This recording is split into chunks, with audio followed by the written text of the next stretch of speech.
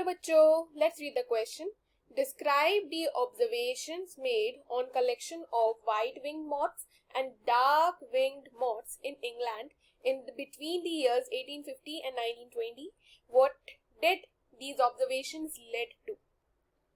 So the key concept that we are going to focus on this question is industrial melanism. अब यहाँ पे हमसे question में अगर आप देखेंगे तो एक एग्जाम्पल के बारे में बात की जा रही है, white wing moths and dark winged moths, right. So ये ना एक क्लासिक एग्जाम्पल है ऑफ इंडस्ट्रियल मेलानिज्म जहां पे हमें नेचुरल सिलेक्शन देखने को मिलता है. अब इन्होंने हमें क्या बोला कि हमें ऑब्जर्वेशन बतानी है जो 1815 और 1920 में देखी गई, राइट. सो अब हम इसको डिवाइड कर देते हैं इन सर्टेन केसेस. तो सबसे पहला केस जो हम देखेंगे है वो है pre industrial revolution. Pre industrial revolution. अब प्री इंडस्ट्रियल रिवॉल्यूशन से मेरा मतलब है कि जैसे 1815 है ना, उससे पहले का टाइम. तो 1815 से पहले के टाइम में हमें क्या ऑब्जर्वेशन देखने को मिली. सो देखो, दो टाइप के हमें मॉथ देखने को मिलते थे. कौन कौन से? जैसे क्वेश्चन में मेंशन है व्हाइट विंग मॉथ्स और डार्क विंग मॉथ्स. तो इस टाइम पे जो व्हाइट विंग्ड मॉथ्स थे उनकी जो पॉपुलेशन थी वो बहुत ज्यादा थी. लाइक आप अगर हर जगह देखोगे तो व्हाइट विंग मॉथ ही दिखते थे. इसका रीजन ये था कि उस टाइम पे ना जो मतलब पोल्यूशन था वो उतना ज्यादा नहीं था. Very less pollution, right. Very less pollution होने की वजह से जो इंग्लैंड का जो एरिया था जो उस टाइम पे उनके जो ट्रीज थे ना उनका वुड कुछ लाइट कलर में था. उनके ट्रीज पर ना लाइकेंस कवर रहती थी, राइट. सो उस वजह से जो व्हाइट विंग वाले मॉथ्स थे ना वो आराम से कैमोफ्लॉज कर जाते थे. कैमोफ्लॉज क्या मतलब? कैमोफ्लॉज का मतलब है कि जैसे जब व्हाइट विंग मॉथ आके पेड़ के ऊपर लैंड करती थी तो जो प्रेडेटर्स होते थे जो इन मॉथ्स को खाते वो देख नहीं पाते थे, वो ब्लेंड हो जाता था एनवायरनमेंट के साथ. Now what about dark winged moth? उस टाइम पे डार्क विंग मॉथ्स नहीं थे? बिल्कुल थे. लेकिन डार्क विंग्ड मॉथ जब इन पेड़ों पे बैठते थे ना तो डार्क अपीयरेंस होने की वजह से वो कैमोफ्लॉज नहीं कर पाते थे और इसी वजह से ना करने की वजह से प्रेडेटर्स उनको खा जाते थे. तो इसीलिए डार्क विंग्ड बहुत ही कम दिखते थे. तो ये था प्री इंडस्ट्रियल रिवॉल्यूशन में.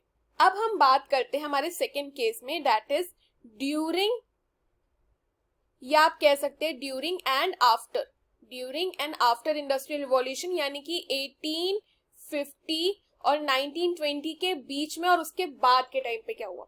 तो देखिए अब क्या हुआ, इंडस्ट्रियल रिवॉल्यूशन शुरू हुआ, पोल्यूशन बहुत ज्यादा होता चला गया.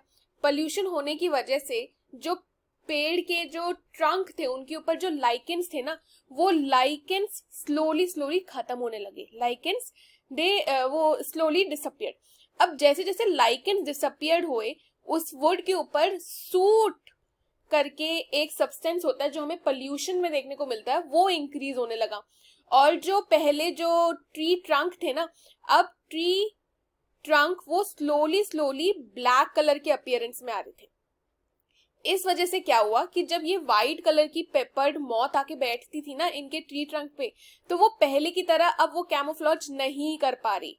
व्हाइट पेपर्ड मॉथ अब वो कैमोफ्लॉज नहीं कर पा रही. इसीलिए वो अब जब ब्लैक कलर के बैकग्राउंड पे अगर कोई व्हाइट कलर की मॉथ उड़ेगी तो दिख जाएगा. तो यही हुआ इनके साथ, वो दिख गए और प्रेडेटर्स ने उनको खा लिया. सो उस वजह से क्या हुआ कि प्रेडेटर ने इनको खाते चले गए और व्हाइट पेपर्ड मॉथ की जो पॉपुलेशन थी वो कम होती चली गई, पहले से कम. But at the same time what about black moth? तो ब्लैक मॉथ जो थे अब वो कर पा रहे थे कैमोफ्लॉज क्योंकि वुड भी थोड़ा बहुत ब्लैक कलर का हो गया था, है ना. उसकी वजह से जो ब्लैक मॉथ थे उनकी पॉपुलेशन जो थी अब वो इंक्रीज होती जा रही थी. सो यहाँ पे अगर हम बात करें कि हमें ये क्या देखने को मिला, व्हाट इज द ऑब्जर्वेशन, क्योंकि क्वेश्चन देखोगे तो क्या कह रहे हैं, what did these observation led to. So observation तो हमें ये देखने को मिली कि व्हाइट विंग्ड मॉथ जो थे उनका जो पॉपुलेशन हुआ वो कम हो गया और ब्लैक का ज्यादा हो गया, राइट. सो इन शॉर्ट आप ऑब्जर्वेशंस में ये मेंशन कर सकते हो कि द पॉपुलेशन शिफ्ट देखने को मिला. पॉपुलेशन शिफ्ट हमें देखने को मिला in between the white and the black peppered moth.